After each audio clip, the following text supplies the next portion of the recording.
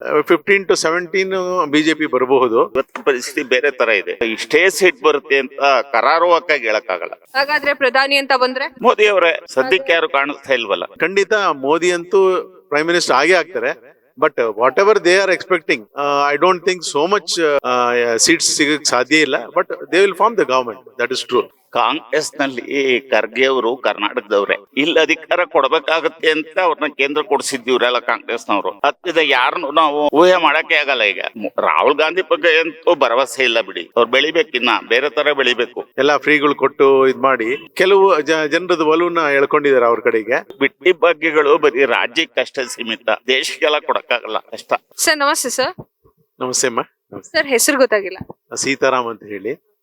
Vote ಆಗಿದೆಯಾ sir? Voting definitely vote ಆಗಿದೆ. ಇಲ್ಲಿನ ಯಶವಂತಪುರ ಭಾಗದಲ್ಲಿ, ಬೆಂಗಳೂರಲ್ಲಿ ಸಹ ಪ್ರೀವಿಯಸ್ ಇಯರ್ಸ್ಗಿಂತ ಈ ಸತಿ ಚೆನ್ನಾಗಿ ಆಗಿದೆ. ಅಂಡ್ ಯಂಗ್ಸ್ಟರ್ಸ್ ತುಂಬಾ ಚೆನ್ನಾಗಿ ವೋಟ್ ಮಾಡಿದ್ದಾರೆ.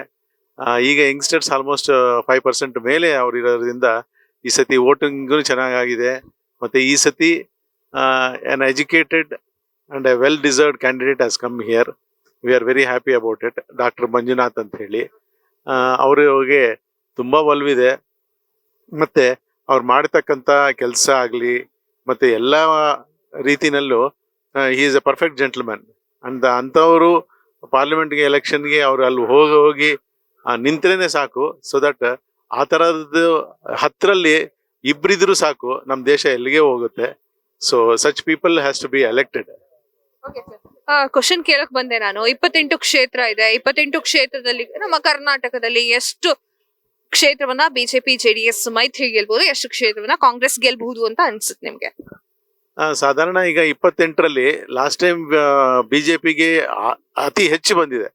We have scent maximum MPs from our Karnataka. ಹಾಗಾಗಿ ಈ ಸಲ ಏನಾಗಿದೆ ಅಂದ್ರೆ ಇಲ್ಲಿ state government they have given all freeze, ಎಲ್ಲ ಫ್ರೀಗಳು ಕೊಟ್ಟು ಇದ್ ಮಾಡಿ. ಸೊ ದೇ ಆರ್ ಕೆಲವು ಜನರದ ಒಲವನ್ನ ಎಳ್ಕೊಂಡಿದ್ದಾರೆ ಅವ್ರ ಕಡೆಗೆ. ಬಟ್ ನಮ್ಮ as a general citizen last ಟೈಮ್ಗಿಂತ ಈ ಸತಿ ಕಮ್ಮಿನೇ ಬರುತ್ತೆ ಹೊರತು ಜಾಸ್ತಿ ಆಗಕ್ಕೆ ಸಾಧ್ಯ ಇಲ್ಲ ಬಿಜೆಪಿಗಾಗಿ. And added to that Congress ಅಲ್ಲಿ ಒಳ್ಳೆ ಕ್ಯಾಂಡಿಡೇಟ್ಸ್ ನ ಚೂಸ್ ಮಾಡಿ ನಿಲ್ಸಿದ್ರೆ ಇನ್ನೂ ಹೆಚ್ಚು ಬರ್ಬೋದಿತ್ತು, ಏನೋ ಗೊತ್ತಿಲ್ಲ. ಬಟ್ ದೇ ಕೂಡ given a very good fight to BJP as of now. Overall, I think only 15 to 17 BJP ಬರಬಹುದು, ಉಳಿಕೆದು ಕಾಂಗ್ರೆಸ್ ಬರುತ್ತಮ್ಮ. ನಿಮ್ ಪ್ರಕಾರ ಕಾಂಗ್ರೆಸ್ನವರು ಗ್ಯಾರಂಟಿಗಳನ್ನ ಬಿಟ್ಟಿದ್ದಕ್ಕೋಸ್ಕರ ಸ್ವಲ್ಪ ಸದ್ದು ಮಾಡ್ತಿದ್ದಾರೆ ಅಂತನಾ? ನಿಜ. ಈಗ ಗ್ಯಾರಂಟಿಗಳು ಮತ್ತೆ ಫ್ರೀ ಬಸ್ ಕೊಟ್ಟಿದ್ದಾರೆ, ಮತ್ತೆ ಗೃಹಿಣಿಯರಿಗೆ 2,000 ರೂಪಾಯಿ ಕೊಟ್ಟಿರೋದು ಅದು ತುಂಬಾನೇ ಬ್ಯಾಲೆನ್ಸ್ ಆಗಿದೆ, ಅಂದ್ರೆ ಪ್ಲಸ್ ಪಾಯಿಂಟ್ ಆಗಿದೆ ಕಾಂಗ್ರೆಸ್ಸಿಗೆ. ಅದು ಕೊಟ್ಟಿರೋದು ಒಂದ್ ಕಡೆ ಆದ್ರೆ, ಬಟ್ ಅದ್ರ ಒಂದ್ ಕಡೆ ಕೊಟ್ಟು ಇನ್ನೊಂದ್ ಕಡೆ ಕಿತ್ಕೋತಾ ಇದಾರೆ. ಲೈಕ್ ಇಲ್ಲಿ ಪ್ರಾಪರ್ಟಿ ಟ್ಯಾಕ್ಸ್ ಆಗ್ಲಿ, ಪ್ರತಿಯೊಂದು ಟ್ಯಾಕ್ಸು ಜಾಸ್ತಿ ಮಾಡಿದ್ದಾರೆ, GST ನಲ್ಲಿ ಜಾಸ್ತಿ ಮಾಡಿದ್ದಾರೆ. ಸೊ ಹಿಂಗಾಗಿ this Das the right way of doing democratic ಇದು ವೇ ಅಲ್ಲ ಇದು. ಸೊ ಯಾರೋ ದುಡ್ಡು ಯಾರೋ ಹಂಚೋದು ಇದು ಸರಿ ಇಲ್ಲ. ಸರ್ ಇನ್ನೊಂದು ವಿಚಾರ, ರಾಜಕೀಯ ಬೆಳವಣಿಗೆಗಳು ಸದಾ ಕಾಲ ಆಗ್ತಾನೆ ಇರುತ್ತೆ. ಈಗ ರಿಸಲ್ಟ್ ಗೋಸ್ಕರ ಕಾಯ್ತಾ ಕೂತ್ಕೊಂಡಿದ್ದಾರೆ. ಈ ಒಂದು ಮಿಡ್ಲ್ ಗ್ಯಾಪ್ ಅಲ್ಲೂ ಕೂಡ ಹಲವಾರು ರಾಜಕೀಯ ಬದಲಾವಣೆಗಳು ಕೂಡ ಆಗಿದೆ. ಈ ಒಂದು ನಿಟ್ಟಿನಲ್ಲಿ ಯಾವ್ದೋ ಒಂದು ಕ್ಷೇತ್ರ ನಿಮ್ಗೆ ತುಂಬಾ ಕುತೂಹಲ ಇದೆ ಅನ್ನೋದಾದ್ರೆ ಅದು ಯಾವ ಕ್ಷೇತ್ರ ಸರ್? ಡೆಫಿನೆಟ್ಲಿ ನಮ್ದು ಕುತೂಹಲಕರ ಜಡ್ಜ್ಮೆಂಟ್ ಅಂದ್ರೆ ಇಟ್ ಈಸ್ ದ ಓನ್ಲಿ ನಮ್ಮ ಕ್ಷೇತ್ರ. ದಟ್ ಈಸ್ ಅವರ್ ನಮ್ಮ RR ನಗರ, ಅಂದ್ರೆ ನಮ್ಮ ಕಾನ್ಸ್ಟಿಟ್ಯೂನ್ಸಿ, MP ಕಾನ್ಸ್ಟಿಟ್ಯೂನ್ಸಿ. ಇದರಲ್ಲಿ ನಮ್ಮ ಸುರೇಶ್ ಅವರು ಅಷ್ಟೇ ಮೂರು ಸತಿ ಸತತವಾಗಿ ಗೆದ್ದಿದ್ದಾರೆ. He is also done job, ಅಂದ್ರೆ ಕೆಲಸ ಮಾಡಿದರೆ ಇಲ್ಲ ಅಂತಲ್ಲ. ಸೊ ಹಂಗಾಗಿ ಈಗ ಅವ್ರ ಸತಿ 3 ಸತಿ ಗೆದ್ದಿರೋದ್ರ ಮೇಲೆ ಡಾಕ್ಟರ್ ನಿಂತಿರೋದು, ಮತ್ತೆ ಇದು ತೂಗುಯಲ್ಲ ಅಥವಾ ವೆಯ್ಟ್ ವರ್ಸಸ್ ಇದಾಗ್ಬಿಟ್ಟಿದೆ ಈಗ. ಜಿದ್ದಿ ಪರ್ಫೆಕ್ಟ್ ಜಿದ್ದಿ. ಖಂಡಿತ ಇದು ತುಂಬಾ ಟಫ್ ಫೈಟು. ರಾಜ್ಯದಲ್ಲೇ ಇದು ಪ್ರಥಮ ಬಾರಿಗೆ ಈ ತರ ಫೈಟು ಇನ್ನೆಲ್ಲೂ ಕಾಣೋದಿಲ್ಲ. ಅಂಡ್ ನಾವು ಹಿಂದೆ ನೋಡಿದ್ದು ಇಂದಿರಾ ಗಾಂಧಿ ಟೈಮಲ್ಲಿ ವೀರೇಂದ್ರ ಪಾಟೀಲ್ ವರ್ಸಸ್ ಇಂದಿರಾ ಗಾಂಧಿ ಇತ್ತು. ಆ ತರ ಎಲೆಕ್ಷನ್ ಇಲ್ಲಿ ನಡೆದಿದೆ ಅನ್ನೋದು ನನ್ನ ಭಾವನೆ.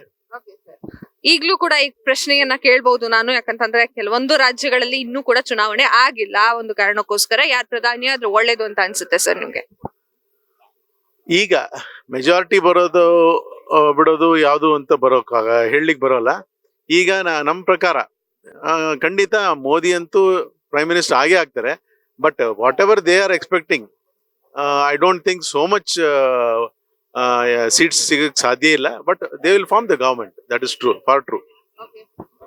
INDI ಮೈತ್ರಿಕೂಟದಲ್ಲಿ ನಿಮ್ಮ ಪ್ರಕಾರ ಯಾರು ಕೂಡ ಸೂಟಬಲ್ ಅಲ್ವಾ ಹಾಗಾದ್ರೆ? ಖಂಡಿತ ಅಲ್ಲಿ INDA ನಲ್ಲಿ proper person is not there. ಒಬ್ಬ ಪ್ರೈಮ್ ಮಿನಿಸ್ಟರ್ ಕ್ಯಾಂಡಿಡೇಟ್ ಅವ್ರು ಅಷ್ಟರಲ್ಲೂ ನಾವು ಚೂಸ್ ಮಾಡಕ್ಕೆ ಸಾಧ್ಯನೇ ಇಲ್ಲ. And nobody deserves it. Prime ಮಿನಿಸ್ಟರ್ಗೆ ಯಾರು ಡಿಸರ್ವಿಂಗ್ ಕ್ಯಾಂಡಿಡೇಟ್ ಇಲ್ಲ ಅಲ್ಲಿ. Thank you sir, thank you so much. Sir ನಮಸ್ತೆ ಸರ್. ನಮಸ್ತೆ, ಹೇಳಿ. ಸರ್ ನಿಮ್ ಹೆಸರು ಗೊತ್ತಾಗಿಲ್ಲ. ಶ್ರೀನಿವಾಸ್ ಮೂರ್ತಿ ಅಂತ. ಸರ್ ವೋಟಿಂಗ್ ಆಗಿದೆಯಾ ಹೇಗೆ? ಆಗಿದೆ. ಹಾಕಿದೀರಾ? ಓಟ್ ಹಾಕಿದೀರಾ? ಓಟ್ ಹಾಕಿದ್ವಿ, ಆದ್ರೆ ಮಾರ್ಕ್ ಆಗಿದೆ. ಸರ್ 28 ಕ್ಷೇತ್ರ ಇದೆ ಕರ್ನಾಟಕದಲ್ಲಿ. 28 ಕ್ಷೇತ್ರಗಳಲ್ಲಿ ಎಷ್ಟು ಕ್ಷೇತ್ರವನ್ನ ಬಿಜೆಪಿ JDS ಮೈತ್ರಿ ಗೆಲ್ಬಹುದು, ಹಾಗೆ ಎಷ್ಟು ಕ್ಷೇತ್ರವನ್ನ ಕಾಂಗ್ರೆಸ್ ಗೆಲ್ಬಹುದು ಅಂತ ಅನ್ನಿಸ್ತಿದೆ? 4ನೇ ತಾರೀಕಿಗೆ ಗೊತ್ತಾಗೋದು. ಇವತ್ತು ನಾವು ಗೆಸ್ ಮಾಡಕ್ಕಾಗಲ್ಲ. ಯಾಕಂದ್ರೆ ಇವತ್ತು ಪರಿಸ್ಥಿತಿ ಬೇರೆ ತರ ಇದೆ. ಕಳೆದ ಚುನಾವಣೆಗೂ ಈಗಿನ ಚುನಾವಣೆಗೂ ವ್ಯತ್ಯಾಸ ಇದೆ. ಅದರಿಂದ ಇಷ್ಟೇ ಸೀಟ್ ಬರುತ್ತೆ ಅಂತ ಕರಾರುವಕ್ಕಾಗಿ ಹೇಳಕ್ಕಾಗಲ್ಲ. ನಿಮ್ಗೊಂದ್ ಗೆಸ್ ಇದ್ದೇ ಇರುತ್ತಲ್ವಾ ಸರ್? ಎಷ್ಟು ಕ್ಷೇತ್ರ 50-50 ಬರ್ಬೋದು ಅನ್ಕೊಂಡಿದ್ವಿ ನಾವು. 50-50 ಬರ್ಬೋದು. 3 ಪಕ್ಷ ಇದೆ. ಆಳಿದ ಪಕ್ಷ ಆಳ್ವಿಕೆ ನಡೆಸಿದೆ ಬಿಜೆಪಿ. ಒಂದು 50 ಭಾಗ ತಗೋಬಹುದು. ಇವರು ಬಿಟ್ಟಿ ಭಾಗ್ಯಗಳು ಕೊಟ್ಟಿದಾರಲ್ಲ, ಅದು ಒಂದಷ್ಟು ಗೇನ್ ಆಗ್ಬೋದು. ಕೆಲವು ಏರಿಯಾಗಳಲ್ಲಿ ಜಾತಿ ಪ್ರಭಾವ ಇದೆಯಲ್ಲ, ಅವರು ಒಂದ್ 2-3 ಸೀಟ್ ತಗೋಬಹುದು.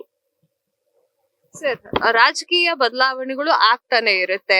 ಇವತ್ತು ನಾಳೆ ಅಂತ ಎಕ್ಸ್ಪೆಕ್ಟೇಷನ್ ಮಾಡಕ್ಕಾಗಲ್ಲ. ಯಾವ ಕ್ಷಣದಲ್ಲಿ ಬೇಕಾದ್ರೂ ರಾಜಕೀಯ ತಿರುವು ಕಾಣಬಹುದು ನಾವು. ಆದ್ರೆ ಒಂದು ಕ್ಷೇತ್ರದಲ್ಲಿ ಈ ಒಂದು ಕ್ಷೇತ್ರ ನನ್ಗೆ ತುಂಬಾ ಕುತೂಹಲ ಮೂಡಿಸಿದೆ. ಜೂನ್ 4ನೇ ತಾರೀಕಿಗೆ ಏನೇ ಆದ್ರೂ ಈ ಒಂದು ಕ್ಷೇತ್ರವನ್ನ ನಾನ್ ನೋಡ್ಲೇಬೇಕು ಅಂತ ಇದ್ರೆ ಅದು ಯಾವ ಕ್ಷೇತ್ರ ಸರ್? ರಾಮನಗರ. ಯಾಕೆ ಸರ್? ಅಲ್ಲಿ ಒಬ್ರು ಹೆಸರಾಂತ ವೈದ್ಯರು ನಿಂತಿದ್ದಾರೆ, ಹೆಸರು ತಗೊಂಡಿರೋರು. ಹಳಬ್ರು 2 ಸಾರಿ ಗೆದ್ದಿದ್ದಾರೆ, ಕೆಲ್ಸನೂ ಮಾಡಿರ್ಬಹುದು. ಬಟ್ ಇವರು ಹೊಸ್ದಾಗಿ ನಿಂತಿದಾರಲ್ಲ, ಜನಗಳ ಮನಸ್ಸಿನಲ್ಲಿ ಇವ್ರು ಯಾವ ತರ ಪ್ರಭಾವ ಬೀರ್ಬೋದು? ಇಲ್ಲಿ ವೃತ್ತಿ ಇದೆಯಲ್ಲ ಡಾಕ್ಟ್ರು ಅನ್ನೋದು, ಅದು ಎಷ್ಟು ಪ್ರಭಾವ ಬೀರುತ್ತೆ ಅನ್ನೋದು ಒಂದು ಕುತೂಹಲ ಇದೆ. ಅದಕ್ಕೋಸ್ಕರ ವೇಟ್ ಮಾಡ್ತಿದ್ದೀರಾ ಜೂನ್ 4ಕ್ಕೆ? ಖಂಡಿತ ವೇಟ್ ಮಾಡ್ತೀವಿ. ನಮ್ದು ಓಟ್ ಅಲ್ಲಿ ಇಲ್ಲ, ನಮ್ದು ಬೆಂಗಳೂರು ನಾರ್ತ್. ಆದ್ರೂ ಕೂಡ ಕುತೂಹಲ ಇದೆ. ಕರ್ನಾಟಕದ ಬಗ್ಗೆ ಮಾತನಾಡಾಯ್ತು. ಈಗ ರಾಷ್ಟ್ರದ ಬಗ್ಗೆ ಮಾತನಾಡೋದಾದ್ರೆ ಎಷ್ಟು ಸೀಟ್ ಅನ್ನ ಬಿಜೆಪಿ ಗೆಲ್ಲಬಹುದು ಅಥವಾ ಎಷ್ಟು ಕ್ಷೇತ್ರ ತಗೊಳುತ್ತೆ? 350. ಹಾಗಾದ್ರೆ ಪ್ರಧಾನಿ ಅಂತ ಬಂದ್ರೆ ಮೋದಿ ಅವರೇ. ಇನ್ಯಾರಿದ್ದಾರೆ ಸದ್ಯಕ್ಕೆ? ಯಾರು ಕಾಣಿಸ್ತಾ ಇಲ್ವಲ್ಲ. ನಿಮ್ಮ ಪ್ರಕಾರ INDI ಮೈತ್ರಿಕೂಟದಲ್ಲಿ ಯಾರು ಕೂಡ ಅರ್ಹರೇ ಅಲ್ವಾ? ಅರ್ಹರಿಲ್ಲ.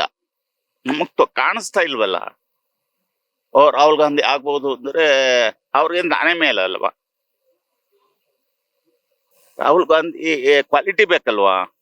ಒಂದು ಆ ಜಾಗ ಕೂತ್ಕೋಬೇಕಾದ್ರೆ ಇದು ದೇಶದ ಪ್ರಥಮ ಪ್ರಜೆ, ಕ್ವಾಲಿಟಿ ಇರ್ಬೇಕು. ಕಷ್ಟ ಆಗ್ತದೆ. ಬರ್ಬೋದು, ಅವರು ಒಂದಷ್ಟು ಸೀಟ್ ಬರ್ಬೋದು, ಬರಲ್ಲ ಅಂತಲ್ಲ. ವಿರೋಧ ಪಕ್ಷ ಕೂತ್ಕೋತಾರೆ ಅಷ್ಟೇ. ನಿಮ್ಮ ಪ್ರಕಾರ ಮೋದಿ ಅಲೆಯನ್ನ ಟಚ್ ಮಾಡೋರು ಕೂಡ ಯಾರಿಲ್ಲ? ಸದ್ಯಕ್ಕಿಲ್ಲ, ಸದ್ಯಕ್ಕೆ ಯಾರು ಇಲ್ಲ. ಅನ್ಸುತ್ತಲ್ವಾ ಸರ್, ಹೊಸಬ್ರಿಗೆ ಒಂದು ಅವಕಾಶ ಕೊಟ್ಟು ನೋಡೋಣ? ಮೋದಿ ಅವರು ಇನ್ನೊಬ್ರು ಕೊಡ್ತಾರ ಅವಕಾಶ, ಅದಾಗ್ಬೋದು. ಬಿಜೆಪಿ ಇನ್ನೊಬ್ರು ಯೋಗಿ ಆದಿತ್ಯನಾಥ್ ಅಂತವ್ರು ಬರ್ಬೋದು.